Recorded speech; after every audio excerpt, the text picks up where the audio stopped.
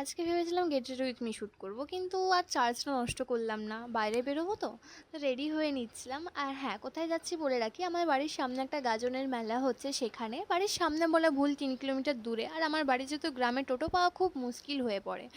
তো যাই হোক, সেদিন ভাগ্যবশত যাওয়ার সময় আসার সময় দুবারেই টোটো পেয়ে যাই। অ্যান্ড আমার যে আগের বান্ধবীগুলো ছিল, মানে যারা সাপ নয় আর কি, তো সেই বান্ধবীদের সাথে বেরিয়েছিলাম। আর জানো তো, আগে এদের সাথে আমার প্রচুর দেখা হতো, আমরা একসাথে পড়তাম যেহেতু, স্কুলে তো দেখা হতোই। তারপরেও যখন 11-12-এ আমরা আলাদা স্ট্রিম নিই, তখনও দেখা হতো।